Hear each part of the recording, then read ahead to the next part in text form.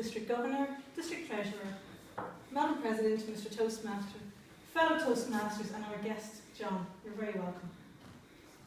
Napoleon Hill, author of a best-selling book, Think and Grow Rich, put it quite succinctly. He said, whatever the mind can conceive and believe, it can achieve. In examining world-class athletes, top-level CEOs, and the most accomplished artistic performers, researchers found these people shared some common traits. They see it, they say it, and they do it. These people visualize themselves accomplishing their goals. Their internal self-talk is positive and motivating, and this gives them the belief to take action to accomplish their goals. Prior to 1954, doctors and scientists said it was impossible to do a mile in less than 4 minutes. Prior to 1954, many athletes tried and failed. Prior to 1954, these athletes bought into the belief that it was impossible. In 1954, a junior doctor believed he could do it. He saw himself cross that finishing line in less than 4 minutes. His internal self-talk was positive and motivating. He believed it could be achieved and he took action. He trained hard, and in May 1954, Roger Bannister broke the 4-minute mile. He also broke the barrier which was holding so many other athletes back, and he gave them the belief that it could be achieved. So much so that his record was broken 46 days later. I work as a transformation coach where I assist people in creating and maintaining a positive mental attitude. And this leads to self-belief. Most people have an idea of what they would like to achieve, though what tends to hold them back is their internal self-talk and their lack of belief in themselves. Ladies and gentlemen, have you ever been struck by a eureka moment? When pure inspiration comes to you in the form of a great idea, you feel that internal wonder and joy at what can be created. That's the seeing, that's the visualization. And then, if you're like me, what might have happened is the head swoops in, pointing out how that isn't such a great idea, reminding you of when you failed in the past. How many goals have been sabotaged by our internal self-talk? When we fail to believe, we fail to achieve.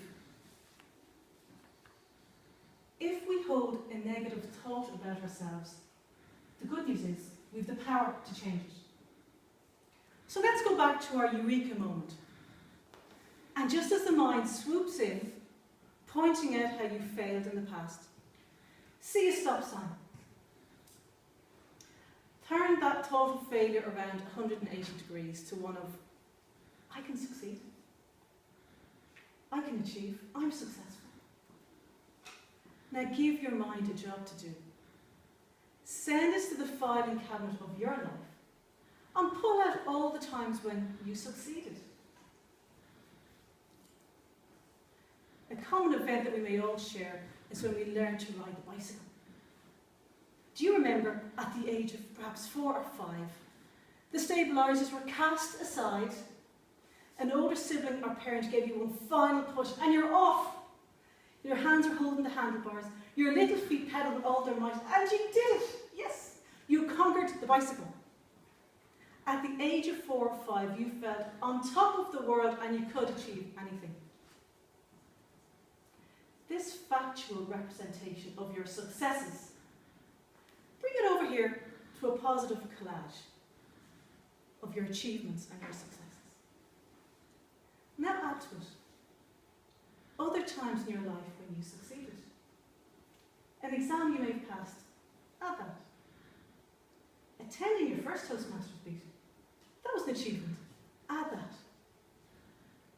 Here we have a positive collage of your achievements, your facts, and the visualizations of what you can achieve. My suggestion is, the next time a negative thought tries to enter your domain, obliterate it with the facts that you can achieve. When you see it, say it, and do it, you're more likely to achieve it, like Roger Bannister. Part of my work doesn't actually involve public speaking.